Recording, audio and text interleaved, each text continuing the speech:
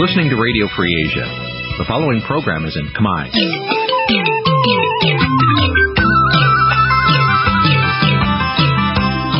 នេះជាកម្មវិធីផ្សាយ Vuthu Azizi Serai នេះជាកម្មវិធីផ្សាយរបស់ Vuthu Azizi Serai ជាភាសាខ្មែរ Vuthu Azizi Serai សូមស្វាគមន៍លោកអ្នកនាងទាំងអស់ពីរដ្ឋធានី Washington នៃសហរដ្ឋអាមេរិកសួស្តីលោកអ្នកនាងកញ្ញាជាទីមេត្រីពីរដ្ឋធានី Washington ខ្ញុំបាទតាំងសារ៉ាដាសូមស្វាគមន៍លោកអ្នកស្ដាប់ទាំងអស់យើងខ្ញុំសូមជូនកម្មវិធីផ្សាយសម្រាប់ព្រឹកថ្ងៃសៅរ៍2កើតខែមិញឆ្នាំអាសាញ់បញ្ញស័កពុទ្ធសករាជ2557ត្រូវនៅថ្ងៃទី1ខែកុម្ភៈគ្រិស្តសករាជ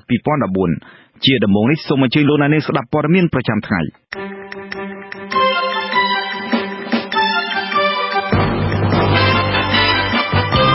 មន្ត្រីការទូតជាន់ខ្ពស់អង់គ្លេសស្នើឲ្យគណៈបកជាប់ឆ្នោតដោះស្រាយវិបត្តិនយោបាយសហជីពនិងក្រុមមន្ត្រីអង្គការសិទ្ធិមនុស្សស្នើសុំជួបកម្មករនិងលោកវុនពៅជាថ្មីគណៈបកសង្គ្រោះជាតិស្វែងរកការគាំទ្រពីអន្តរជាតិឲ្យមានការបោះឆ្នោតឡើងវិញសមាជិកសភាសហភាពអឺរ៉ុបនិងស្នើឧត្តមស្នងការខាងពាណិជ្ជកម្មអឺរ៉ុបពិនិត្យឡើងវិញនូវគោលនយោបាយអនុគ្រោះពន្ធគយការនាំចូលស្ករសពីកម្ពុជារួមនឹងព័ត៌មានសំខាន់ៗមួយចំនួនទៀត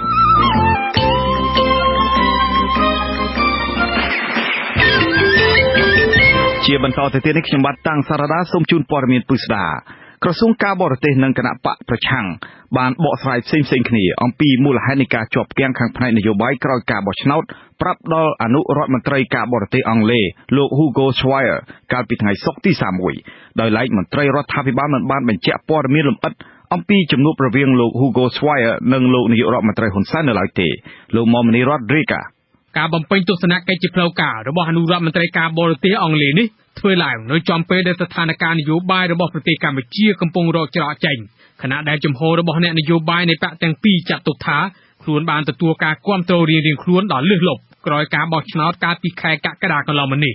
ក្រោយជំនួបរយៈពេលជិត2ម៉ោងនៅថ្ងៃទី31មករាលោកកម្មសខាប្រធានស្ដីទីគណៈបកសង្គ្រោះជាតិបានដឹងថាអនុរដ្ឋមន្ត្រីការបរទេសអង់គ្លេសចង់ឲ្យភាគីចំនួនទាំងពីរគឺគណៈបកប្រជាជនកម្ពុជានិងគណៈបកសង្គ្រោះជាតិបន្តស្វែងរកមធ្យោបាយដោះស្រាយភាពតល់ច្រកនៃចំនួននេះឲ្យបានឆាប់លោកបន្តថាបើទោះជាបែបណាគណៈបកសង្គ្រោះជាតិមានបទពិសោធន៍4អាណត្តិរួចមកហើយកាលណាអ្នកនយោបាយដែលចូលរួមជាមួយនឹងគណៈបកប្រជាជនកម្ពុជាតែងជាដៃគូដែលងាយរងគ្រោះទោះជាបែបណាលោកកម្មសខាអាងថាគណៈបកសង្គ្រោះជាតិនឹងចូលរួមពិគ្រោះយោបល់បើសិនមើលឃើញថាគោលការណ៍ដែលជួបសន្ទនានោះនឹងនាំឲ្យចំណេញសម្រាប់ម្ចាស់ឆ្នោតនិងតាមក្របខ័ណ្ឌនៃលទ្ធិប្រជាធិបតេយ្យគេបានលើកប្រាប់គេហ្នឹងគឺរឿងពិសោធន៍4អាណត្តិមកហើយតែគណៈបព្វជិជនដូចឯងតាមចំណុចហ្នឹងពីថាគណៈចូលទៅដល់ដៃគាត់ហើយគាត់ធ្វើអីស្រេចចិត្តណាចឹងហើយគណៈបព្វសង្គ្រោះជាតិមានពិសោធន៍គ្រប់គ្រាន់ជាមួយគណៈបព្វជិជនយើងបានលើកប្រាប់គេហើយថាគណៈបព្វជិជនសន្យាមិនឲ្យប្រទេចឹងហើយបានមានទាមទារថាការសន្យាម្ដងនេះ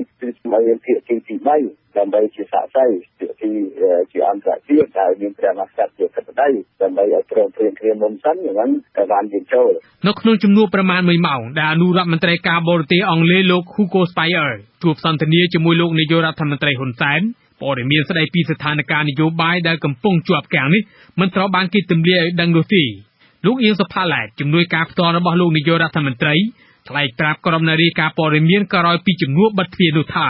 ភាគីទាំងពីរគឺមានតែសន្យាពង្រឹងកិច្ចសហប្រតិបត្តិការនិងបង្កើនការវិនិយោគបន្ថែមទៀតដែលធ្លាប់មានប៉ុណ្ណោះស្របពេលជាមួយគ្នានេះលោកកុយគួងមន្ត្រីនាំពាក្យនៃក្រសួងការបរទេសកម្ពុជាមានប្រសាសន៍ថាក្នុងជំនួបដែលលោក Hugo Swire ជួបសន្ទនាជាមួយលោកហោណាំហុងកាលពីព្រឹកថ្ងៃទី31មករាគឺលោកហោណាំហុងបានបញ្ជាក់ថាគណៈបកសង្គ្រោះជាតិពុំបានបង្ហាញចេតនាក្នុងការផ្សះផ្សានយោបាយរួចមកហើយតាំងពីមុនបោះឆ្នោតហេតុនេះការបង្កឲ្យមានស្ថានភាពនៅបន្តអូសបន្លាយគឺជាការគ្មានឆន្ទៈនយោបាយរបស់គណៈបកប្រឆាំងដែលចង់ឈ្នះមិនឲ្យមានដៃគូក្នុងរដ្ឋាភិបាលដែលផ្ទុយពីគោលនយោបាយរបស់គណៈបកប្រជាជនកម្ពុជា តែក្នុងនឹងឧបនាយករដ្ឋមន្ត្រីលោកបានបញ្ជាក់ហើយថាគណៈបកសង្គ្រោះជាតិជាពិសេសការធ្វើបាតកម្មតវ៉ាកន្លងមកនេះមិនមានអីថ្មីទេពីព្រោះគេបានសម្ដែងនៅសេចក្តីថ្លែងការណ៍មុនការបោះឆ្នោតផងដែរមុនការបោះឆ្នោតគេថាគេចូលរួមធ្វើការបោះឆ្នោតប៉ុន្តែគេមិនទទួលស្គាល់លទ្ធផលនៃការបោះឆ្នោតទេអញ្ចឹងមានន័យថាគេចង់តែពីរឿងឈ្នះបានគេទទួលស្គាល់បើមិនឈ្នះគេអត់ទទួលស្គាល់ទេហើយផ្ទុយទៅវិញគេចូលរួមប៉ុន្តែគេមិនទទួលស្គាល់ហើយក្នុងអំឡុងពេលមុនបោះឆ្នោតនឹងទៀតគេបានធ្វើសកម្មភាពយ៉ាងកក្រឹកកក្រែងដោយគ្មាននរណារំខានផងដែរភ្លាមក្រោយពីជំនួបរបស់អនុរដ្ឋមន្ត្រីការបរទេសអង់គ្លេសដែលមកបំពេញទស្សនកិច្ចនេះមន្ត្រីស្ថានទូតអង់គ្លេសប្រចាំកម្ពុជានៅមិនទាន់អាចទម្លាយឲ្យដឹងនៅឡើយទេដោយចាត់ទុកថាជំហររបស់ចក្រភពអង់គ្លេសនឹងផ្ដល់ឲ្យនៅពេលក្រោយបើទោះជាបែបណាលោកកុយគង់ឲ្យដឹងថាអនុរដ្ឋមន្ត្រីការបរទេសអង់គ្លេសបានសន្យាថានឹងផ្ដល់លុយប្រមាណកន្លះលានផោនបន្ថែមទៀតដល់សាលាក្តីខ្មែរក្រហមចាប់តាំងពីឆ្នាំ2006ដល់ឆ្នាំ2013ចក្រភពអង់គ្លេសបានផ្ដល់ជំនួយជាទឹកប្រាក់ដល់សាលាក្តីខ្មែរក្រហមប្រមាណ$10.5 លានសហរដ្ឋអាមេរិកខ្ញុំមកមនីរតវិទ្យុអាស៊ីសេរីភ្នំពេញ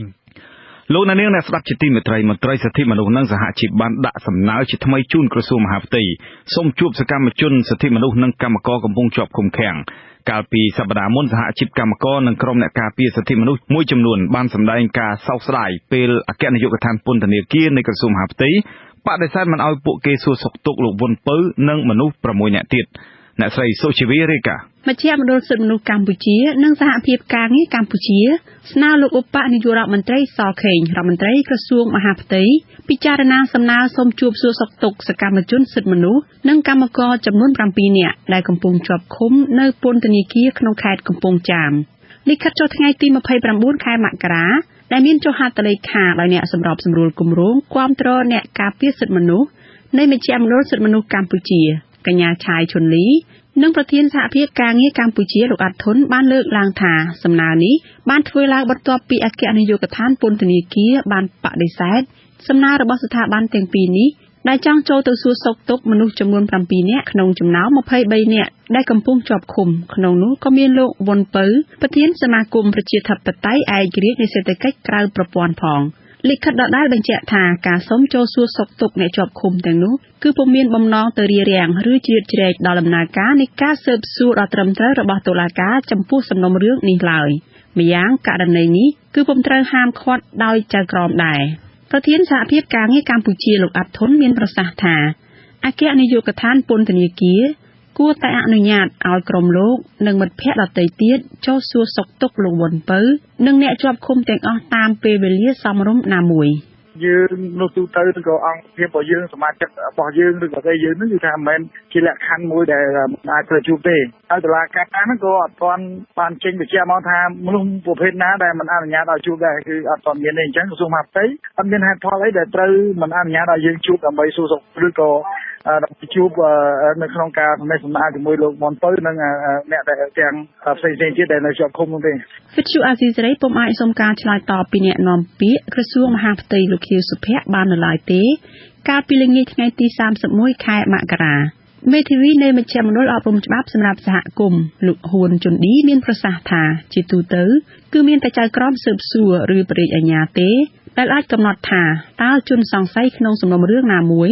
ពុំអាចឲ្យសាច់ញាតិឬមិត្តភ័ក្តិចូលទៅសួរសុខទុក្ខនោះបើសិនជាមិនមានសេចក្តីសម្រេចណាមួយមានមូលហេតុច្បាស់លាស់ពីចៅក្រមដែលនិយាយអំពី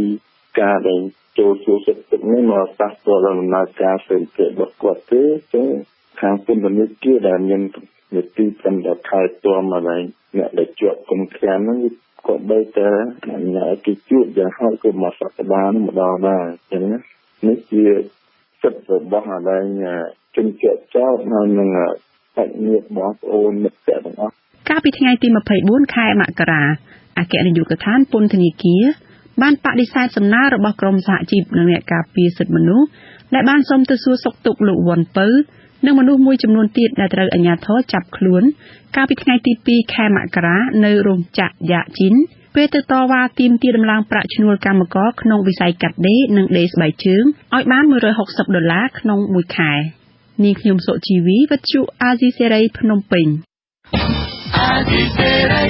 មេដឹកនាំគណៈបកសង្គ្រោះជាតិអះអាងថាគណៈបកនេះបានកំណត់ទិសដៅស្វែងរកការគាំទ្រពីបណ្ដាសហគមន៍អន្តរជាតិ ដើម្បីឲ្យជួយស្វែងរកយុត្តិធម៌នៃការបោះឆ្នោតសភានីតិកាលទី5ឬរៀបចំការបោះឆ្នោតជាថ្មីក្រុមមន្ត្រីរាជរដ្ឋាភិបាលអះអាងថាការបោះឆ្នោតមុនអាណត្តិគឺមិនអាចទៅរួចបានទេពីព្រោះมันមានកំណត់នៅក្នុងច្បាប់រដ្ឋធម្មនុញ្ញលោកដែនអយុធ្យារាយការណ៍លោកកម្មសខាប្រធានស្ដីទីគណៈបកសង្គ្រោះជាតិមានប្រសាសន៍នៅថ្ងៃសុក្រទី31ខែមករាថាទិសដៅនាថ្ងៃអនាគតរបស់គណៈបកប្រឆាំងគឺបន្តស្នើឲ្យសហគមន៍អន្តរជាតិពិសេសប្រទេសមហាអំណាចឲ្យជួយដាក់សម្ពាធទៅលើរដ្ឋាភិបាលដឹកនាំដោយលោកនាយរដ្ឋមន្ត្រីហ៊ុនសែនសប្តាហ៍ថ្ងៃឲ្យរៀបចំការបោះឆ្នោតមុនអាណត្តិលោកបន្តថាគណៈបកនេះនឹងធ្វើសកម្មភាពស្វែងរកយុត្តិធម៌ទៅតុលាការជាតិនិងអន្តរជាតិជូនកម្មកររងគ្រោះដែលត្រូវសមត្ថកិច្ចរដ្ឋាភិបាលបាញ់សម្លាប់ក្នុងពេលធ្វើមហាបាតកម្មអហិង្សាទាមទារប្រាក់ខែគោល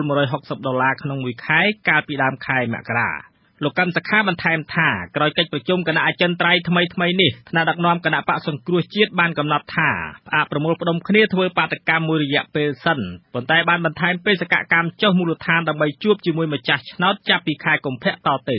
យុទ្ធសាស្ត្រយើងដែរប៉ុន្តែយុទ្ធវិធីរបស់យើងគឺយើងធ្វើការងារទូតច្រើនបរិយាកាសការងារទូតណាដើម្បីទាក់ទាញការគាំទ្រពីអន្តរជាតិហើយក៏យើងកំពុងតែឲ្យអន្តរជាតិនឹងធ្វើការគៀបសង្កត់ទៅលើការដឹកនាំខុសច្បាប់របស់គណៈបកប្រជាជនកម្ពុជានឹងអានោះជាយុទ្ធសាស្ត្រធំទី1របស់យើងទី2គឺយើងនៅតែធ្វើការទំនាក់ទំនងជាមួយនឹងប្រជាពលរដ្ឋព្រោះយើងក្នុងមួយរយៈនេះគឺយើងមិនទាន់ធ្វើមហាបាតកម្មទៀតទេគឺយើងចុះជួបប្រជាពលរដ្ឋផ្ទាល់កម្មជនផ្ទាល់នៅតាមមូលដ្ឋានតាមបណ្ដាខេត្តនានាលោកបញ្ជាក់ថារហូតមកដល់ពេលនេះមន្ត្រីគណៈបកប្រជាជនកម្ពុជានិងគណៈបកសង្គ្រោះជាតិមិនទាន់បានកំណត់ពេលវេលាជួបចរចាជាថ្មីទេជុំវិញវិវាទនយោបាយក្រោយការបោះឆ្នោតសភានីតិកាលទី5យ៉ាងនេះក្តីលោកហនណាំហុងរដ្ឋមន្ត្រីក្រសួងការបរទេសនិងជាមន្ត្រីជាន់ខ្ពស់គណៈបកប្រជាជនកម្ពុជាថ្លែងថាបើមេដឹកនាំគណៈបកសង្គ្រោះជាតិចង់ឲ្យមានការបោះឆ្នោតមុនអាណត្តិគឺទាមទារឲ្យគណៈបកប្រឆាំងចូលប្រជុំសភាជាមុនដើម្បីធ្វើវិសោធនកម្មរដ្ឋធម្មនុញ្ញឈានដល់កែប្រែច្បាប់បោះឆ្នោតប្រមុខការទូតកម្ពុជាថ្លែងដូចនេះនៅក្នុងជំនួបជាមួយលោកហ៊ូហ្គូស្វៃអនុរដ្ឋមន្ត្រីការបរទេសនៃចក្រភពអង់គ្លេសព្រឹកថ្ងៃសុក្រទី31ខែមករាកាលពីថ្ងៃទី20ខែធ្នូឆ្នាំ2013កន្លងទៅលោកនាយករដ្ឋមន្ត្រីហ៊ុនសែនមានប្រសាសន៍ថាគ្មានច្បាប់តម្រូវឲ្យមានការបោះឆ្នោតឡើងវិញនោះទេនៅកម្ពុជាមានរដ្ឋធម្មនុញ្ញមួយដែលបានកំណត់ហើយដែលខុសពីប្រទេសដទៃគឺអនុញ្ញាតឲ្យនាយករដ្ឋមន្ត្រីប្រកាសរំលាយសភាប៉ុន្តែនៅប្រទេសកម្ពុជាមាត្រាទី78នៃរដ្ឋធម្មនុញ្ញបានកំណត់ថាសភាមាននីតិកាល5ឆ្នាំសភាមិនអាចរំលាយមុនអាណត្តិបានទេលើកលែងតែរដ្ឋាភិបាលរាជរដ្ឋាភិបាលត្រូវរំលាយ2ដងក្នុងរយៈពេល12ខែដូច្នេះនៅទីនេះនាយករដ្ឋមន្ត្រីក៏គ្មានសិទ្ធិរំលាយសភាព្រះមហាក្សត្រក៏គ្មានសិទ្ធិរំលាយសភាខ្លួនឯងក៏គ្មានសិទ្ធិរំលាយសភាដូច្នេះតើអ្នកណាមួយដែលមានសិទ្ធិរំលាយសភាដើម្បីធ្វើការបោះឆ្នោតឡើងវិញដូច្នេះសូមអ្នកទាមទារទាំងឡាយមើលច្បាប់ឲ្យបានច្បាស់លោកមនិតហងពុធានាយកប្រតិបត្តិគណៈកម្មាធិការព្យាក្រឹតដើម្បីការបោះឆ្នោតដោយត្រឹមត្រូវនឹងយុត្តិធម៌នៅកម្ពុជាឬហៅកាត់ NICFIC មានប្រសាសន៍ថាអ្នកនយោបាយឈ្នះអាសនៈសភានីតិកាលទី5ទាំងពីរត្រូវរួមគ្នាអនុវត្តតាមច្បាប់រដ្ឋធម្មនុញ្ញឲ្យបានទាំងអស់គ្នាដើម្បីបញ្ចប់ចំនួននយោបាយនៅក្រៅការបោះឆ្នោតឲ្យបានឆាប់រដ្ឋធម្មនុញ្ញគឺជាច្បាប់គោលនិងជាច្បាប់កម្ពុជារបស់ជាតិប្រសិនបើគណៈបកទាំងពីរលោកអនុវត្តបានទៅតាមច្បាប់រដ្ឋធម្មនុញ្ញនោះគឺជារឿងល្អប្រសើរប៉ុន្តែអ្វីដែលយើងខ្ញុំមានការកត់ត្រានោះគឺការបកស្រាយនឹងមានភាពកេងចំណេញដើម្បីជាផលប្រយោជន៍ទៅខាងគណៈបករៀងខ្លួនត្រង់នេះហើយដែលធ្វើឲ្យមានការប្រឈមរវាងគណៈបកទាំងពីរការបោះឆ្នោតសភានីតិកាលទី5បានចាប់ផ្ដើមកាលពីថ្ងៃទី28ខែកក្កដាឆ្នាំ2013ការបោះឆ្នោតនេះគណៈកម្មាធិការជាតិរៀបចំការបោះឆ្នោតឬហៅកាត់កោជបបានបង្ហាញថាគណៈបកប្រជាជនកម្ពុជាឈ្នះបានអាសនៈសភាចំនួន68អាសនៈចំណែកគណៈបកសង្គ្រោះជាតិទទួលបាន55អាសនៈប៉ុន្តែគណៈបកសង្គ្រោះជាតិមិនព្រមទទួលយកលទ្ធផលនេះទេដោយចោទថាមានការបន្លំសន្លឹកឆ្នោតនិងបន្តទាមទាររកយុត្តិធម៌លើលទ្ធផលបោះឆ្នោតរហូតមកដល់ពេលនេះដែលនាយកជាវិទ្យុអាស៊ីសេរីទីក្រុងភ្នំពេញសមាជិកសភាសហភាពអឺរ៉ុបមួយរូបបានបញ្ចប់ការស៊ើបអង្កេតលើចំនួនដីធ្លីនិងការរំលោភសិទ្ធិមនុស្សរវាងក្រុមហ៊ុនអភិវឌ្ឍដីសម្បត្តិសេដ្ឋកិច្ចដាំអំពៅនៅថ្ងៃទី31ខែមករាសមាជិកសភារូបនោះនឹងរៀបចំរបាយការណ៍ដាក់ជូនទៅឧត្តមស្នងការខាងពាណិជ្ជកម្មរបស់សហភាពអឺរ៉ុបដើម្បីត្រួតពិនិត្យឡើងវិញ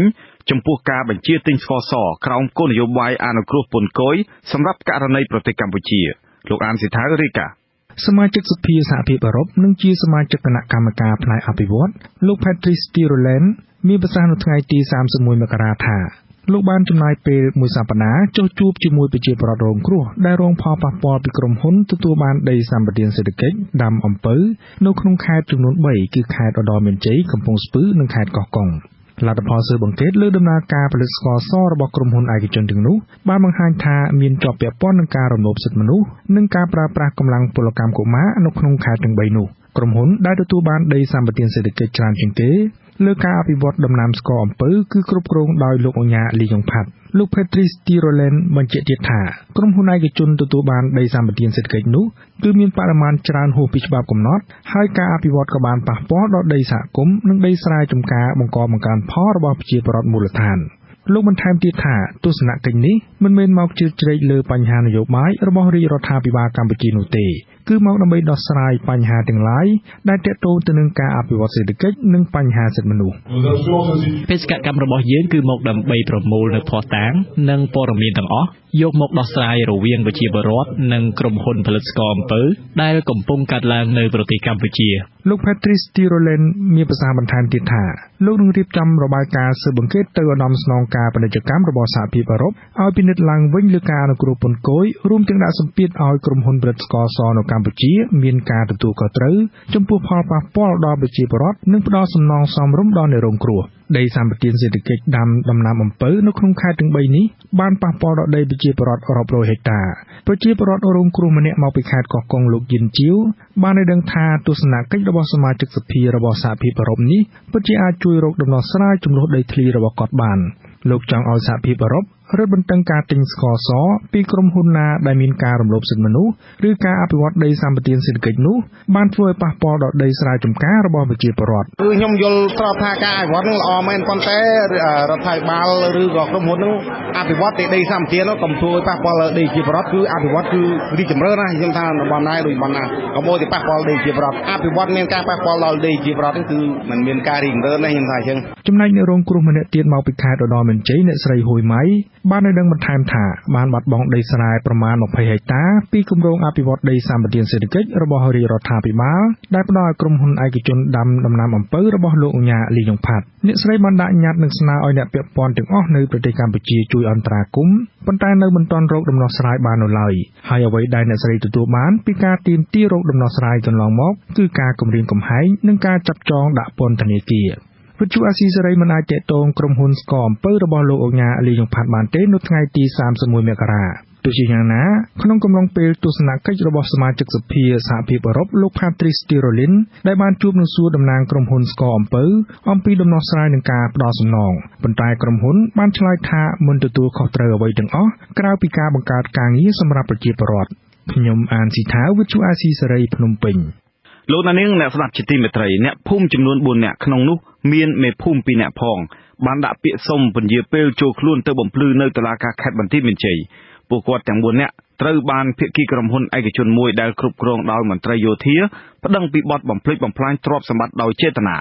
លោកសុនសុផមនីរាយការណ៍មន្ត្រីមូលដ្ឋាននិងអ្នកភូមិសរុបមានគ្នាចំនួន4នាក់កំពុងស្វាស្វែងរកកិច្ចអន្តរាគមន៍ផ្លូវច្បាប់ពីសមាគមការពារសិទ្ធិមនុស្សអាត6ដើម្បីពឹងពាក់រកមេធាវីការពារក្តីពាក់ព័ន្ធទៅនឹងសំណុំរឿងព្រហ្មទណ្ឌមួយដែលមានមន្ត្រីយោធាជាភាគីដើមមិនដឹងក្នុងនោះមានឈ្មោះឯកវណ្ណាជាមេភូមិប្រាសាទត្បែងឈ្មោះទូតអ៊ីមជាអ្នកភូមិប្រាសាទត្បែងឈ្មោះទេសនៀតជាមេភូមិតាម៉ាំងនិងឈ្មោះកៅធីជាអ្នកភូមិតាម៉ាំងអ្នកទាំង4នាក់ត្រូវគេប្តឹងចោទពីបទបំផ្លាញទ្រព្យសម្បត្តិដោយចេតនាពាក់ព័ន្ធទៅនឹងចំនួនដីធ្លីនៅស្រុកថ្មពួកខេត្តបន្ទាយមានជ័យមេភូមិតាម៉ាំងលោកទេសនៀតថ្លែងកាលពីថ្ងៃទី31មករាថាតំណាងអាយកាអមសាលាដំបងខេត្តបន្ទាយមានជ័យបានកោះឲ្យពួកគាត់ទាំង4នាក់ចូលខ្លួនទៅបំភ្លឺកាលពីថ្ងៃទី29ខែមករា2នាក់និងនៅថ្ងៃទី30ខែមករា2នាក់ប៉ុន្តែពួកគាត់ទាំង4នាក់បានដាក់ពាក្យសុំពន្យាពេលចូលខ្លួនទៅបំភ្លឺដោយសាររងចាំសមាគមអាត6ផ្ដល់មេធាវីការពារខ្លួន ក្រៅពីនេះពួកគាត់មានគម្រោងប្តឹងបកទៅភាគីក្រុមហ៊ុនឲ្យដកគ្រឿងចាក់ចេញពីដីរបស់អ្នកភូមិសូមប្តឹងបកវិញឲ្យដកគ្រឿងចាក់ចេញលោកគ្រូគ្រឿងចាក់បកទូធាន2ដែរលោកគ្រូនៅពេញគ្នាអត់ស្បទេប្រងប្តឹងហើយក៏ប៉ុន្តែដល់នេះផ្អាកសិនតែចាំមើលដែលគេប្តឹងមុននិយាយក៏ទៅចាំមើលអធិភាពនេះសិនយ៉ាងណាក៏ដោយពួកគាត់បានបដិសេធការចោទប្រកាន់ដោយបញ្ជាក់ថាកន្លងទៅក្រុមអ្នកភូមិនិងប្រជាពលរដ្ឋគ្រាន់តែនាំកម្លាំងគ្នាទៅទប់ស្កាត់គ្រឿងចាក់របស់ក្រុមហ៊ុនដែលបានធ្វើសកម្មភាពឈូសឆាយដីប្រជាពលរដ្ឋជាច្រើនលើកច្រើនសារតែពុំមានការវាយបំផ្លិចបំផ្លាញដោយការចោទប្រកាន់នោះឡើយពួកខ្ញុំមកទៅប្រាប់ថាកំពុងការឈូសឆាយពីគាត់ថាទូទៅថាគ្រឿងចាក់របស់ក្រុមហ៊ុនមានថាកំពុងការឈូសឆាយខ្លាចប៉ះពាល់ដល់ដីបងប្អូនប្រជាពលរដ្ឋឲ្យរកដំណោះស្រាយជូនគ្នាទៅវិញទៅមកแล้วក៏គាត់ក៏បានជួយអីខ្ញុំគេបានចំណងជុំគ្នាដល់ដល់ប្តឹងថាធ្វើឲ្យខូចខាតដល់ជាតិកណាតែខ្ញុំមិនប្រកាសដល់និយាយប្រជាពលរដ្ឋនៅខ្លាចណាការខូចខាតមិនមានប្រាក់សងទេវិទ្យុអស៊ីសេរីមិនអាចសុំការបញ្ជាក់ពីលោកតូធានទឺជាភាគីដើមមិនដឹងជំវិញករណីនេះបានទេកាលពីថ្ងៃទី31ខែមករាឆ្នាំ2014ចំណែកឯតំណាងអាយកាអមសាលាដំបងខេត្តបន្ទាយមានជ័យក៏មិនអាចសុំការបញ្ជាក់បានដូចគ្នាអ្នកសម្របសម្រួលសមាគមអាត6ប្រចាំខេត្តបន្ទាយមានជ័យលោកសុំច័ន្ទគាថ្លែងថាសមាគមអាត6កំពុងរៀបចំមេធាវីដើម្បីជួយការពារអ្នកភូមិទាំង4នាក់ដែលកំពុងមានចំនួនដីធ្លីជាមួយក្រុមហ៊ុនលោកថាការប្តឹងរបស់ក្រុមហ៊ុននេះបានធ្វើឡើងក្នុងចេតនាកុំឲ្យក្រុមអ្នកភូមិនាំគ្នាងើបតវ៉ាក្នុងចំនួនដីធ្លីគោតែខាងតុលាការខាងបរិញ្ញាលោកពិនិត្យសិនហើយយើងខំប្រឹងប្រែងធ្វើយ៉ាងណាដើម្បីចង្អុលបង្ហាញទាក់ទងទៅនឹងហើយបញ្ជូនមេធាវីដើម្បីឲ្យគាត់ចូលរួមសហការជាមួយតុលាការដើម្បីស្វែងរកយុត្តិធម៌ជូនគាត់ដែរក្រុមអ្នកភូមិថ្លែងថាពាក្យបណ្ដឹងរបស់ភាគីក្រុមហ៊ុនបានធ្វើឡើងដោយមូលបង្កាច់ទៅលើពួកគាត់ដែលកំពុងរងគ្រោះបាត់បង់ដីធ្លីនិងផលដំណាំទន្ទឹមគ្នានេះពួកគាត់អះអាងថាប្រជាពលរដ្ឋនឹងរួមគ្នាធ្វើពាក្យបណ្ដឹងប្តឹងបកទៅភាគីក្រុមហ៊ុនវិញប្រជាពលរដ្ឋច្រើនរយគ្រួសារនៅឃុំបន្ទាយឆ្មាស្រុកថ្មពួកខេត្តបន្ទាយមានជ័យបានរងគ្រោះបាត់បង់ដីស្រែចម្ការជាបន្តបន្ទាប់ដោយសារតែក្រុមហ៊ុនសេរីសុភ័ណ្ឌមានជ័យដែលគ្រប់គ្រងដោយមន្ត្រីយោធាបានប្រើគ្រឿងចាក់ឈូសឆាយរំលោភលើដីរបស់ពួកគាត់កន្លងទៅនេះក្រុមអ្នកភូមិបានដាក់លិខិតទៅអាជ្ញាធរខេត្តសូមឲ្យអភិបាលខេត្តបន្ទាយមានជ័យអន្តរាគមន៍ទប់ស្កាត់ការឈូសឆាយរំលោភលើដីកសិកម្មរបស់ពួកគាត់អ្នកភូមិទាំងនោះបានសូមឲ្យមានវិធានការចុះវាស់វែងដីធ្វើបានកម្មសិទ្ធិជូនពួកគាត់តាមអនុក្រឹត្យមួយរបស់រដ្ឋាភិបាលដែលចេញកាលពីឆ្នាំ2012សួនសុផលមនីវិទ្យុអាស៊ីសេរីពីខេត្តបាត់ដំបងលោកអ្នកនាងអ្នកស្ដាប់ជាទីមេត្រីយុវជនគឺជាកម្លាំងចលកររបស់សង្គមក្នុងការរួមចំណែកការអភិវឌ្ឍប្រទេសប៉ុន្តែគេសង្កេតឃើញថាការយកចិត្តទុកដាក់អំពីជោគវាសនារបស់យុវជននៅកម្ពុជាមានកម្រិតតិចតួចណាស់ខណៈយុវជនរាប់សែនអ្នកគ្មានការងារធ្វើហើយតែងធ្វើចំណាកស្រុកទៅធ្វើពលករនៅក្រៅប្រទេសតើមានកត្តាអ្វីខ្លះដែលទប់ស្កាត់អំពីការធ្វើចំណាកស្រុករបស់យុវជនហើយថាតើប្រសិនបើបាត់ចំនួនយុវជនពីប្រទេសក្នុងចំនួនដ៏ច្រើននៅពេលខាងមុខតើសង្គមកម្ពុជានឹងជួបវិបត្តិអ្វីសូមអញ្ជើញលោកអ្នកនាងរងចាំស្ដាប់សេចក្តីរាយការណ៍ពិស្ដារអំពីរឿងនេះនៅពេលបន្តិចទៀតជនរងគ្រោះនៃការបង្ក្រាបហិង្សាដោយកងកម្លាំងប្រដាប់អាវុធរាជធានីភ្នំពេញចំនួន10នាក់បានរៀបចំដាក់ពាក្យបណ្ដឹងប្តឹងអាជ្ញាធរក្រុងភ្នំពេញទៅតុលាការកាលពីថ្ងៃទី26និងទី27កងរាជអាវុធហត្ថរាប់រយនាក់បានវាយបង្ក្រាបសហជីពនិងបាតកោក្នុងការធ្វើបាតកម្មសុំដំឡើងប្រាក់ខែគោលកម្មករចំនួន$160ការសុំដោះលែងពលរដ្ឋចំនួន23នាក់និងការវាយដំលើក្រុមបាតកោដែលទាមទារសុំបង្កើតទូរទស្សន៍សម្បុកឃ្មុំអ្នកស្រីអុកសាវរីរាយការណ៍ប្រជាពលរដ្ឋដែលរងរបួសដោយការបង្ក្រាបរបស់កម្លាំងអាជ្ញាធរនៅទីសាធារណៈកាលពីថ្ងៃទី26និង27ខែមករាឆ្នាំ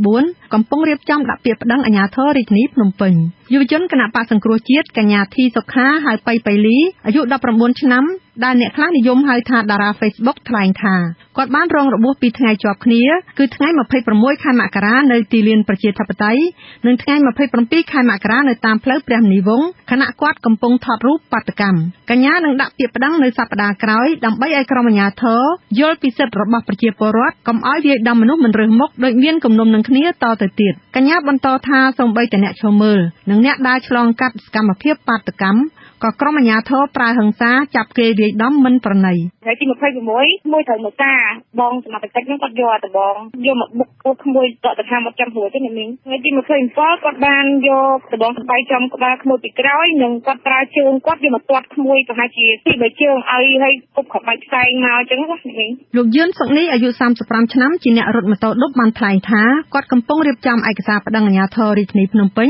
ដែលប្រើហិង្សាវាយគាត់ឲ្យរបួសក្បាលដេកចរានភ្នែកកាលពីថ្ងៃ27ខែមករាលោកថាគាត់ខានទៅរត់ម៉ូតូឌុប5ថ្ងៃដោយសារតែមុខរបួសមិនទាន់ជាលោករៀបរាប់ហេតុការណ៍ដែលធ្វើឲ្យគាត់របួសក្បាលដេកចរានភ្នែកថាកាលពីថ្ងៃទី27ខែមករានោះលោកបានឌុបស្ត្រីម្នាក់ចេញពីស្ពានជ្រោយចង្វាទៅកាន់ផ្សារដូចម៉េចដោយឆ្លងកាត់តាមផ្លូវព្រះមុនីវង្សគឺចំពេលដែលមានបាតកម្មហើយក៏ត្រូវអាជ្ញាធរដែលមានដំបងព្រួតវាយគាត់រហូតបែកក្បាលគេហៅថាសន្តិសុខក្រុងដែលមិនមានអត្តសញ្ញាណអ្វីទៅរសោះហ្នឹងព្រមទាំងបរិសម្នាក់ហ្នឹងបញ្ជាខ្ញុំចេញខ្ញុំគ្រាន់តែថយម៉ូតូចេញគេចាប់ទាញកអាវខ្ញុំពីក្រោយហើយខ្ញុំដួលម៉ូតូទៅលើជើងហើយខ្ញុំរើមិនកើតដល់ពេលហ្នឹងគេវាយខ្ញុំពីក្រោយខ្នងទាញមួកការពារសុវត្ថិភាពហ្នឹងទាញចេញពីក្បាលហើយវាយខ្ញុំពីក្រោយហ្នឹងហើយនឹងវាយចុងក្រោយទៀតវាយពីមុខហ្នឹងបានបែកក្បាលហូរឈាមហ្នឹងបាទអ្នកនាំពាក្យសាលារាជធានីភ្នំពេញលោកឡុងឌីម៉ង់ថ្លែងថាអ្នករងរបួសដែលចង់ប្តឹងពីសកម្មភាពអាជ្ញាធររាជធានីភ្នំពេញរារាំងបាតកម្ម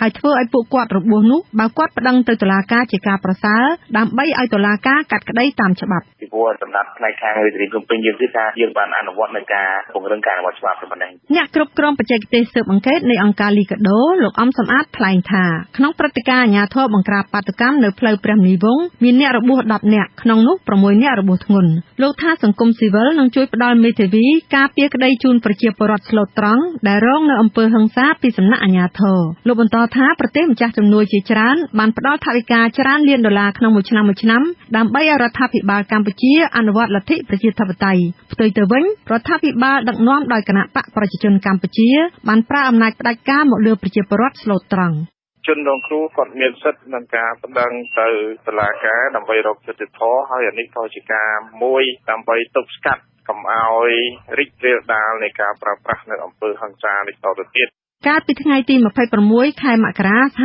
ជីពកម្មករចំនួន9ធ្វើបាតកម្មនៅទីលានប្រជាធិបតេយ្យដើម្បីសុំដំឡើងប្រាក់ខែគោល$160និងសុំដោះលែងប្រជាពលរដ្ឋ23នាក់ដែលកំពុងជាប់ឃុំនៅខេត្តកំពង់ចាមនៅថ្ងៃ27ខែមករាប្រជាពលរដ្ឋមកពីច្រើនខេត្តបានធ្វើបាតកម្មអហិង្សាសុំឲ្យក្រសួងព័ត៌មានផ្ដល់ហ្វ្រេកង់ទូរទស្សន៍និងបង្កើនកម្រិតការផ្សាយទៅតាមខេត្តនានារបស់វិទ្យុសំបុកឃ្មុំហើយក្រុមអាជ្ញាធរដែលមានទាំងឯកសណ្ឋានទាំងអ្នកស្លៀកពាក់សន្តិសុខនិងអ្នកស្លៀកពាក់ស៊ីវិលប្រើហិង្សាមកលើប្រជាពលរដ្ឋមិនរើសមុខមិនថាក្រុមបាតកោអ្នកសារព័ត៌មានឬអ្នកឈរមើលព្រឹត្តិការណ៍នោះទេនាងខ្ញុំអុកសាវបូរីវិទ្យុអាស៊ីសេរីភ្នំពេញលោកនាងកំពុងស្ដាប់ការផ្សាយរបស់វិទ្យុអាស៊ីសេរីពីរដ្ឋធានី Washington សាលាកបាត់ព័ត៌មានមជ្ឈមណ្ឌលសិទ្ធិមនុស្សកម្ពុជាកាលពីថ្ងៃសុក្របង្ហាញថាអ្នកដឹកនាំសហជីពសមាជិកសហជីពកំពុងប្រឈមនឹងអំពើហិង្សានិងការចាប់ខ្លួនជុំវិញសកម្មភាពរបស់ខ្លួននៅក្នុងបរិយាកាសនីតិរដ្ឋភាពនៅក្នុងសាលាកបាត់នោះបានរៀបរាប់អំពីស្ថានភាពនៃសេរីភាពបង្កើតសហជីពសមាគម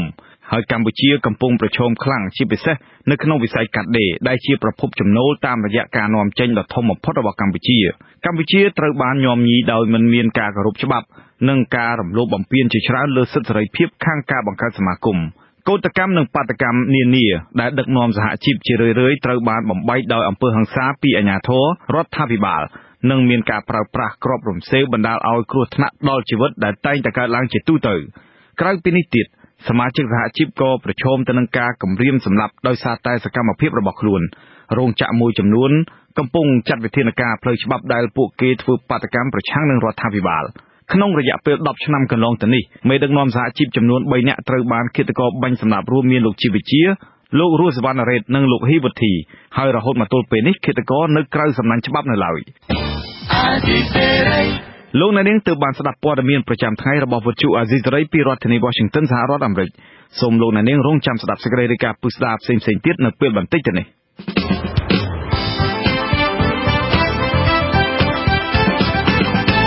លោកនាងអ្នកស្ដាប់ជាទីមេត្រីនៅក្នុងកម្មវិធីផ្សាយជាបន្តទៅទៀតនេះយើងខ្ញុំមានសេចក្តីរាយការណ៍បទវិភាគនិងបទសម្ភាសន៍ស្ដីអំពីវិទ្យាល័យអន្តរជាតិប្រកាសផ្ដល់អាហារូបករណ៍ដល់សិស្សកម្ពុជាយុទ្ធសាស្ត្រក្នុងការទប់ស្កាត់ពីការធ្វើចំណាកស្រុករបស់យុវជន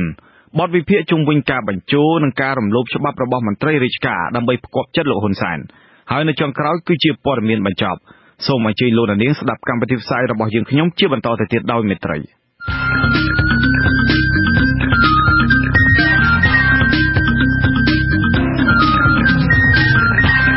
បទសម្ភាសន៍